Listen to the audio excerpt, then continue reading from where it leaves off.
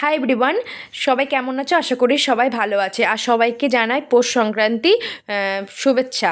আর এখানে দেখো, আমি আজকে পৌষ সংক্রান্তি সকালবেলায় কিচ্ছু বানাইনি, তো সন্ধ্যেবেলায় বানাতে বসেছি। আর এখানে এই দেখো, আমি পাটিসাপটা বানাবো, তার জন্য এখানে আমি ললিন গুড় নিয়ে নিয়েছি, আর নুন নিয়ে নিয়েছি, আর জল, আর একটু ময়দা নিয়ে নিয়েছি। তো দেখো, এখানে আমি ময়দাটা ভালো করে মাখিয়ে নিচ্ছি।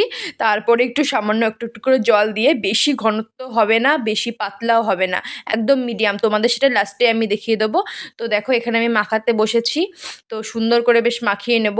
আর তোমার বাড়িতে কে বানাচ্ছ একটু প্লিজ জানিও। আর আমি তো বড় ভিডিও দিচ্ছি না, শর্ট ভিডিও বেশি দিচ্ছি। আর এখানে দেখো, একটা কেক বানানোর এইগুলো দিয়ে ভালো করে বেশ ঘুটিয়ে নিয়েছি। আর এই দেখো, ঘনটা তো ঠিক এইরকম পরিমাণে হবে। তারপর এখানে আমি 2 ঘন্টার মতো রেখে দিয়েছিলাম। তো এখানে দেখো, আমি এই যে কড়াইয়ে একটা প্যান বসিয়ে দিয়েছি। প্যানে প্রথমে একটু তেল ব্রাশ করে দিলাম। তেল ব্রাশ করে দিয়ে এই দেখো ব্রাশ করে নিচ্ছি। আর ব্রাশগুলো কিন্তু তোমরা অনলাইনে পেয়ে যাবে, আর এমনি দোকানেও তোমরা পেয়ে যাবে। তো এখানে দেখো, আমি চামচে করে করে এক হাতে করে করে দিচ্ছি, আর এখানে সুন্দরভাবে উঠে যাচ্ছে। তো এখানে আমি এই যে যে ভেতরে যে পুরটা দিচ্ছি না, এই পুরটা না আমার নিজের হাতে বানানো।